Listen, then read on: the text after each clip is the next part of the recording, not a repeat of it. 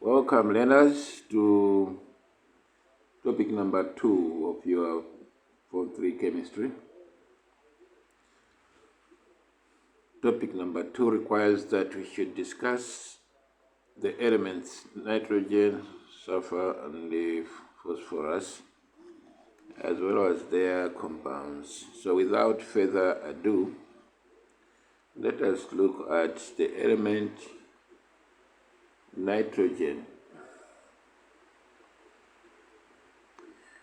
Recall that nitrogen belongs to group number 5 and period number 2 of the periodic table. Alright, so when you look at the first 20 elements, especially starting off with hydrogen, and then helium, lithium, beryllium, boron, carbon, nitrogen, oxygen, fluorine, neon,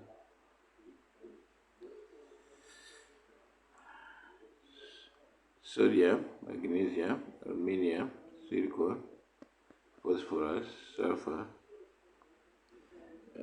chlorine, argon, potassium, and calcium. These are the first 20 elements. So we are saying nitrogen belongs to group number 5.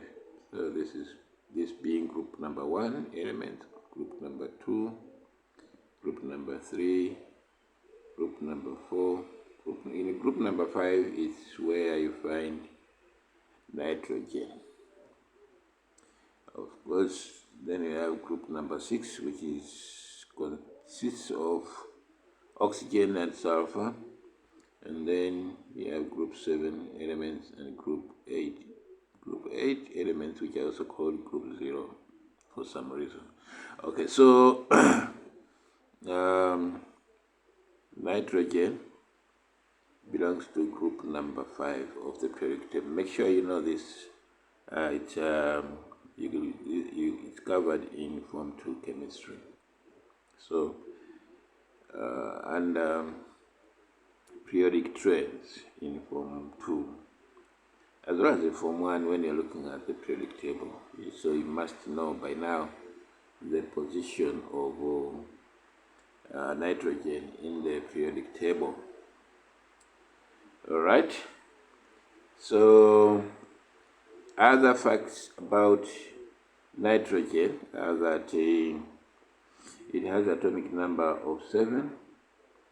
Remember, atomic number is simply the number of protons in the nucleus. So considering if you were to look at the structure of the atomic structure of nitrogen, in its nucleus it has 7 positive charges. 7 positive charges, right? 7 positive charges, and these charges are called protons, right? And of course it has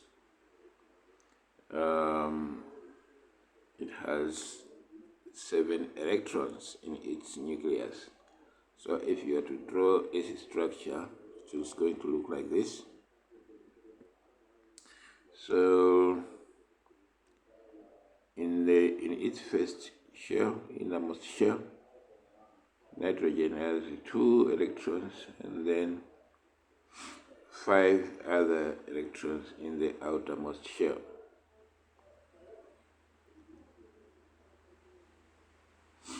So it has a total of 7 electrons. These electrons are arranged as 2 inside and 5 outside. Remember that in a neutral atom, the number of protons in the nucleus equals to the number of electrons which are found orbiting in the shells. All right. Other important facts are that nitrogen has a valency of 3. It can also sometimes exhibit a valency of 5. By this we mean that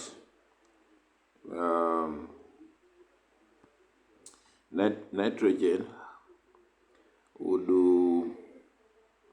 require 3 electrons, okay, in order to be stable. Remember that it's the second shell of an atom can be filled with up to 8 electrons.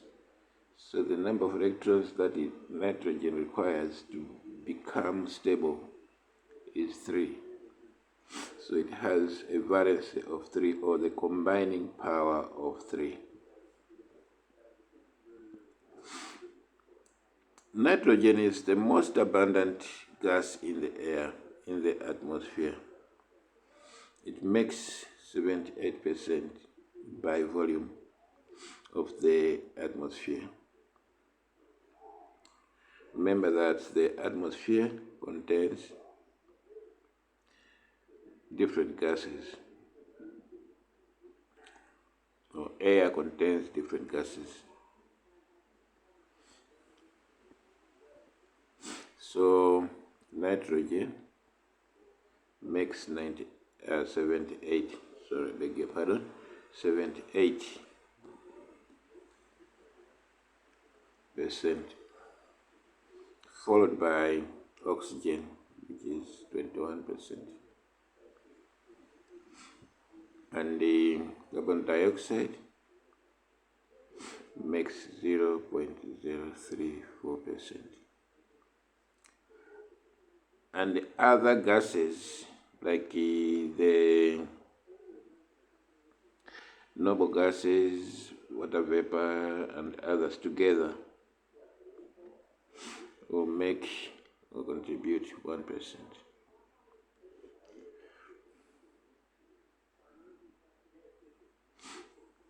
Yeah. Okay, so of these, nitrogen is the most abundant. It makes 78% by volume. So your syllabus requires that we should talk about the sources of nitrogen, where nitrogen can be found naturally. We call these sources of nitrogen. So an exam question can say, name any one source. Name any one source of nitrogen gas, or nitrogen. Yes, nitrogen. Nitrogen, we just mentioned that the most abundant gas in the air, in the atmosphere, is nitrogen. So one of the sources of nitrogen, therefore, or the main source of nitrogen, therefore, is the atmosphere, or air. This should be atmospheric air. Okay, so air contains 78% nitrogen. You find some nitrogen in the Earth's crust, okay, in form of compounds such as nitrates. Okay, so you find the nitrogen in form of nitrates in the soil. Potassium, like in form of potassium nitrate, magnesium nitrate, and others, aluminum nitrate, and other compounds. So they contain nitrogen. All right? And the nitrogen can also be is also found in proteins. proteins. Remember that proteins are made up of nitrogen and we call nitrogen, which is called amines, so in form of amines. Okay, nitrogen, a protein, an example is, for a protein is this.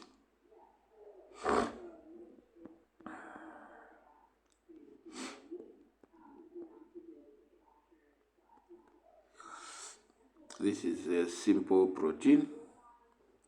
So it contains a protein. Every protein contains this part, which is called the amine or an amino group. All right. So the amino group of a protein, amino acid of a protein, contains a nitrogen atom. So proteins, a protein, amino acids. Some plants, such as leguminous plants like groundnuts, pigeon, peas, chicken peas, and others, also contain nitrogen. Fertilizers such as ammonium nitrate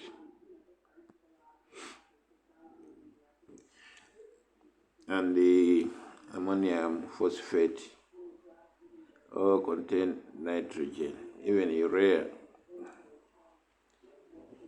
urea also contains nitrogen. Urea is NH2CO2.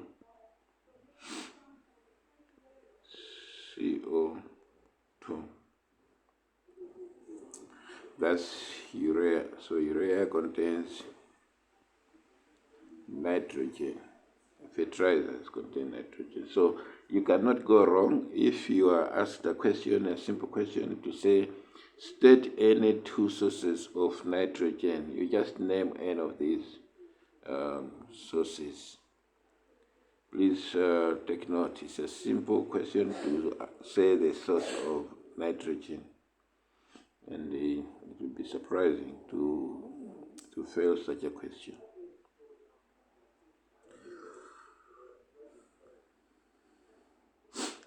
Nitrogen gas, or nitrogen as an element, is colorless.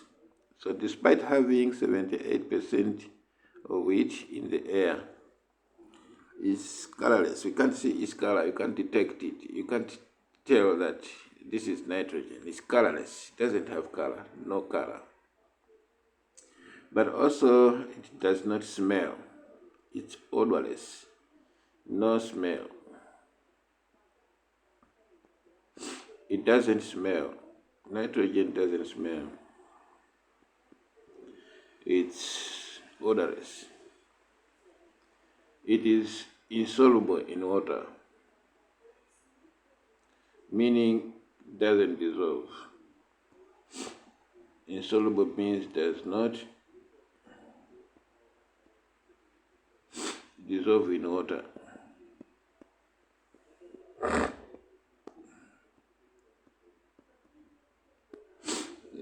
It's insoluble. And compared it to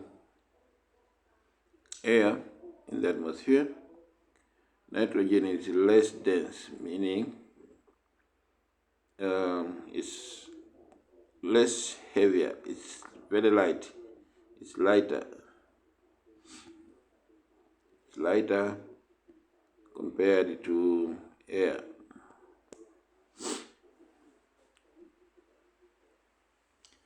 That's why it floats in air or in higher levels of the atmosphere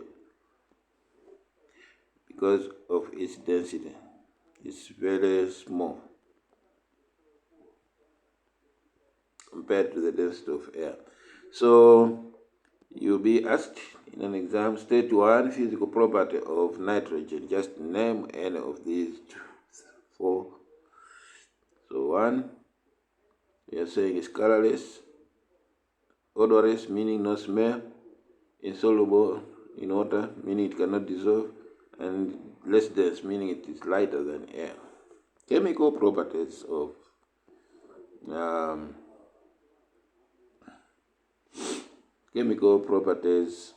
of nitrogen. By chemical properties, we are referring to its chemical reaction. We are looking at its chemical reactions.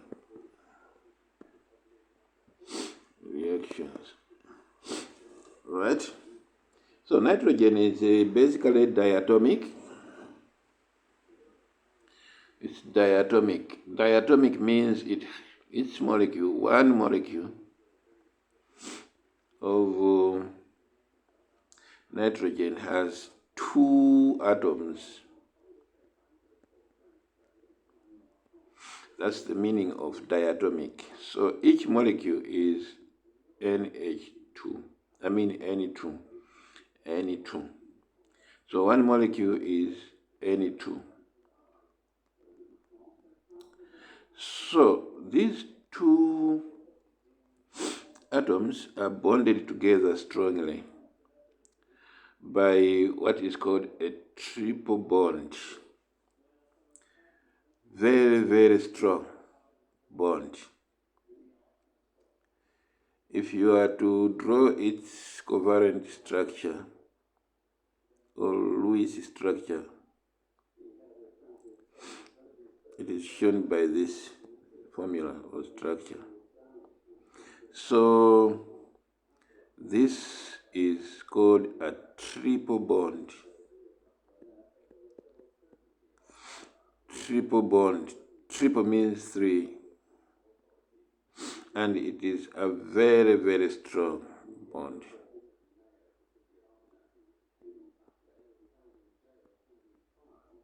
Very strong bond. Now, in order to break this bond, you need to apply a lot of energy. So the the triple bond between the nitrogen atoms requires heat energy, a lot of energy to break. Requires energy to break. Okay, so it's not easy for this triple bond to break just on its own. No, it requires energy. So because the bond between the nitrogen atoms is very strong, it makes nitrogen very unreactive. So nitrogen does not react easily under normal conditions. Normal conditions means, what do we mean by normal conditions? Normal conditions refers to a temperature of 25 degrees,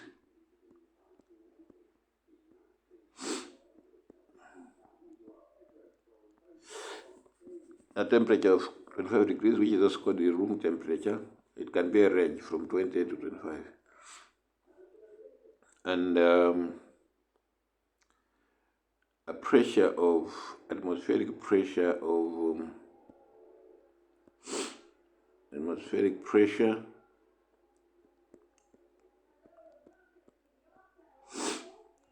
1 atmosphere.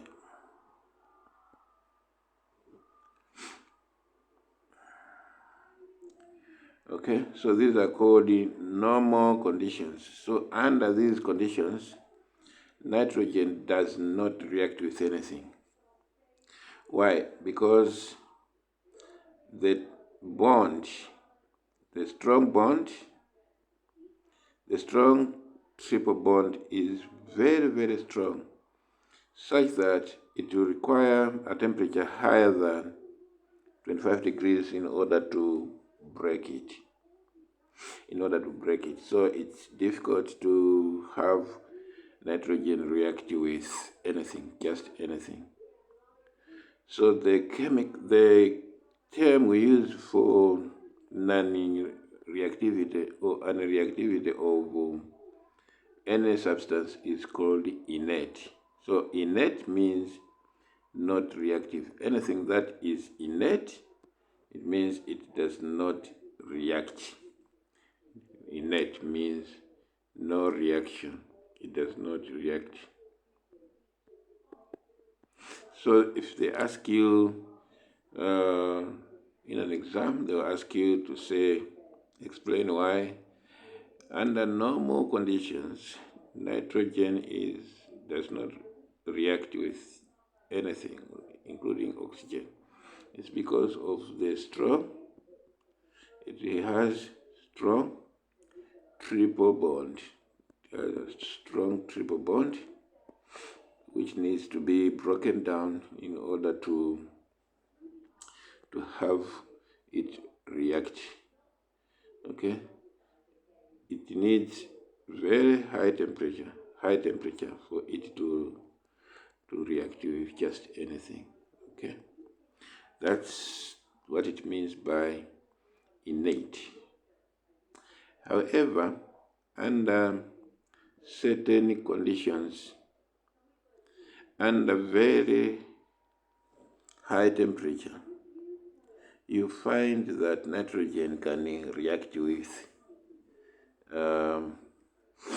metals, like alkali metals. Remember, alkali metals are metals like lithium, sodium, potassium, and the cesium. Okay, it can also react with the alkaline earth metals.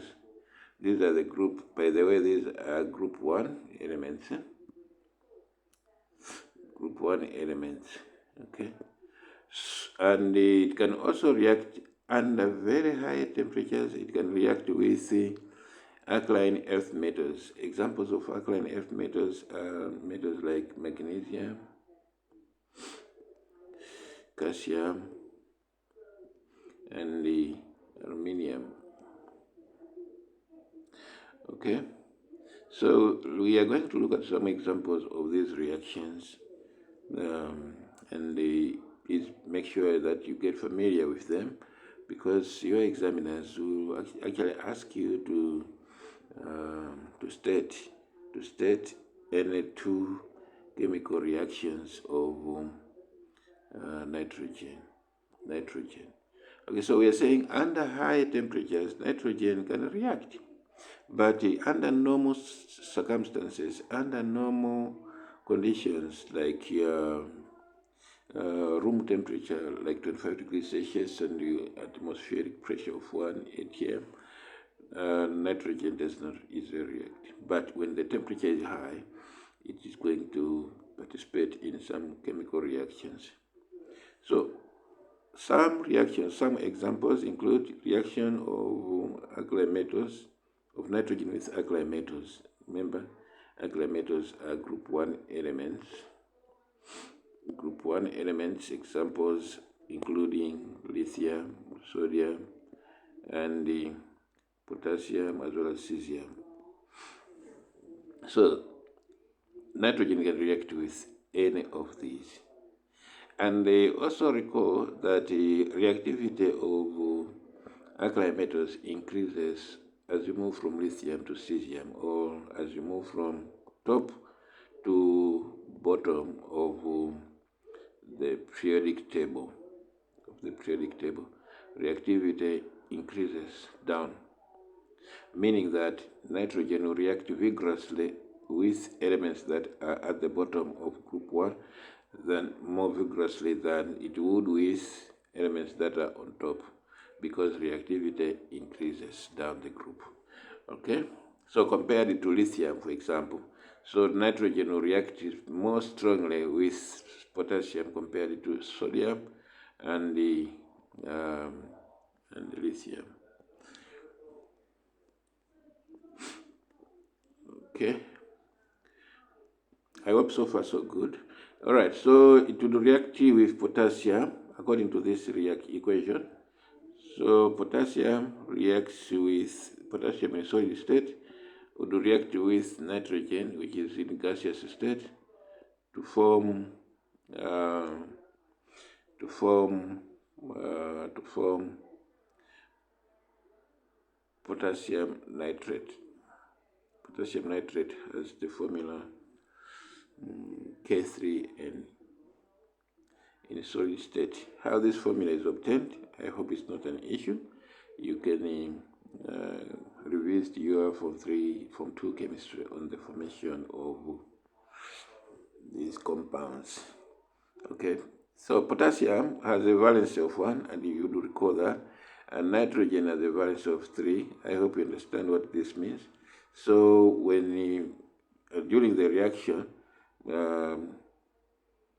it means 3 of these 3 potassium atoms are needed, and the 1 nitrogen atom is needed in order to form potassium nitride. To form potassium nitride, K3 N, potassium nitride. This is called potassium nitride. Potassium nitride. So we are saying potassium reacts with nitrogen to form potassium nitride. Please know the formulae of the products as the reactants and the products formed. My name once again is Mr. Pochlola. Consider subscribing to the channel if you are new. But if you are a returning subscriber, just recommend the video to others who may also wish to learn. Okay, welcome. Nitrogen can also react with alkali metals. Okay, so the example that we just gave here also applies to other alkali metals. For example, sodium. Sodium in its solid state can react with nitrogen gas, and to form sodium nitride in the same way. Okay, it can also react with lithium in solid state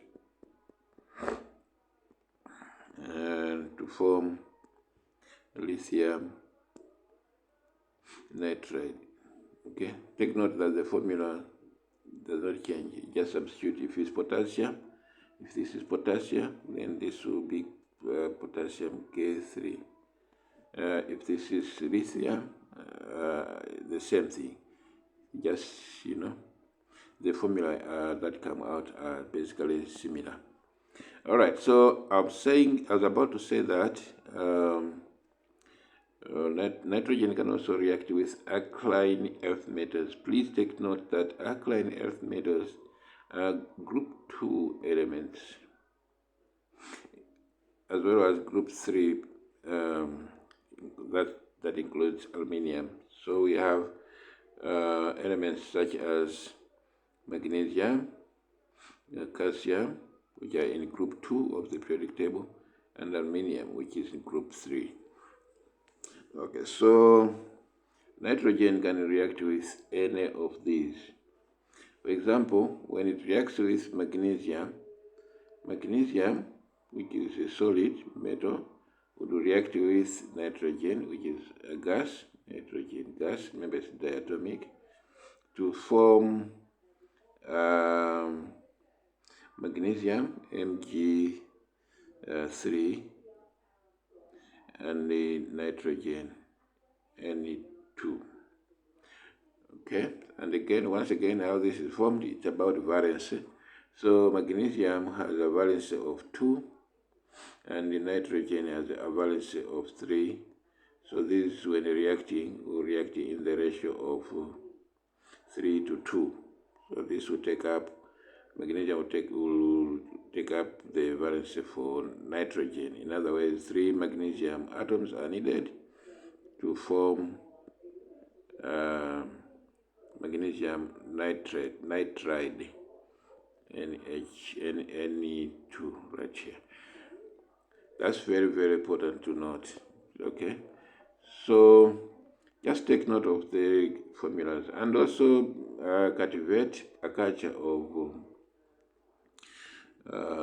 balancing these equations. Remember that an equation that is not balanced is not complete. So if you go back to this, you have potassium reacting with nitrogen to give us potassium potassium nitride. So balance this. Balancing an equation is not a problem. That's form 1 work. All right. So check that you have only 1 this side, 1 potassium, and but 3 this side. So you got to balance this very well. All right. Balance this. If you put a 2 here, that will make it 6 potassium, and the side multiply also by 6. Okay, so this leaves the equation balanced. Just try to balance these equations, and you should be able to do it with ease without problems at all. All right, we are not going to dwell much on balancing equations. Okay, the third reaction involves nitrogen reacting with the hydrogen to produce ammonia. We shall talk about the production of ammonia in what is called the Haber process.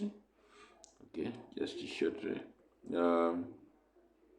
So nitrogen gas reacts with hydrogen gas. Both of them are nonmetals, right? To form nitrogen hydride. Well, this is called ammonia. Okay. So the reaction in most cases is a reversible one. It goes forward and back, meaning that it forms the reaction will form ammonia, but ammonia is also going to break down to form back the elements which made it, in this case, nitrogen and the hydrogen. So such a reaction is called reversible reaction. All right, okay, I hope so far so good. Nitrogen is a very useful element. I must say that outright. Nitrogen is very, very useful. Without nitrogen, many things would go wrong. We use nitrogen to make industrial products such as ammonia. I just mentioned up here that nitrogen can react with hydrogen to produce ammonia. Ammonia is a very useful ingredient in the production of many chemicals such as nitric acid, fertilizers, ammonium fertilizers, and others. Okay, so it's a precursor. Ammonia is a precursor, it's a starting material for production of fertilizers and other chemicals. Okay, so it is used in the production of ammonia. That's one use. Nitrogen is also useful in food preservation. All right, it can be used to preserve food. For example, if you are familiar with crisps, what you call crisps, which is packed chips, dried potato chips, all right, chips. The packet of it is packed with, so you have chips, crisps, but inside it there is something that feels like air. That air, which when you're squeezing the packet, it feels like there's air there. It's basically nitrogen gas. It's not air as in a mixture of gases. No, it's just nitrogen gas. It's packed together with the chips as a preservative. Why it is Well, it acts as a preservative is because it does not react with oxygen. It's inert. So to prevent the chips or crisps from reacting with oxygen, it is packed with nitrogen gas. It's used as a preservative. They may ask you that in an exam. All right, why nitrogen can act as a preservative? It's because of its property of preventing a chemical reaction with the oxygen gas. All right. There are more uses of nitrogen. Okay, it can also be used in oil tanks to prevent fires because, once again, nitrogen is inert. This is a process called blanketing. Blanketing is when oil is covered with nitrogen gas. Sorry, it's covered with nitrogen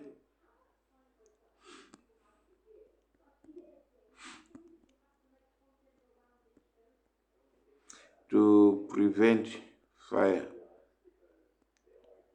To prevent the nitrogen from catching fire, because to prevent the oil, to prevent oil from catching fire. Know that oil is flammable, right? So when they're filling oil tanks, wherever the oil comes from the refinery, for example. By oil, we mean things like these petrol, paraffin. That's what we are referring to. Okay, so when they're packaging this in tanks, they leave some space where on top, which is filled with nitrogen, in order to prevent the oil from catching fire easily as it is being transported from the refinery to where it is needed. All right, very, very important. So we are saying it is used in oil tankers to prevent fires because of its innate behavior. It doesn't react, so it can be used for that purpose. Liquid nitrogen is also used as a refrigerant, or coolant, okay, which is at very, very high, low temperatures, okay. So it can be used as a refrigerant. By the way, nitrogen can be cooled to very low temperatures. Okay, so if you have been in places like ShopRite, especially in the food section, in the fresh food section, if you walk around there, you find that it feels very cold. It feels very cold. Why? Because those places are super cooled. There are deep freezers there which use nitrogen in order to preserve food or to preserve substances from getting rotten. But also it is used in hospitals to preserve specimen, specimen like organs, cultured organisms like bacteria and others, to prevent them from getting rotten. They use big cooling systems which use nitrogen. All right, liquid nitrogen is also used to shrink fit machine parts. Okay, you can refer to applications of thermal expansion in physics where shrink fitting is talked about. so that you appreciate what is involved in shrink fitting and how nitrogen is used for that intention. All right, so I'd like us to stop here for now. When we meet again, we'll be looking at the nitrogen and its compounds and how the compounds are manufactured, can be prepared in the lab, and also how they can be manufactured industrially. Once again, my name is Mr. Pochilola, wishing you all the best. Bye-bye for now.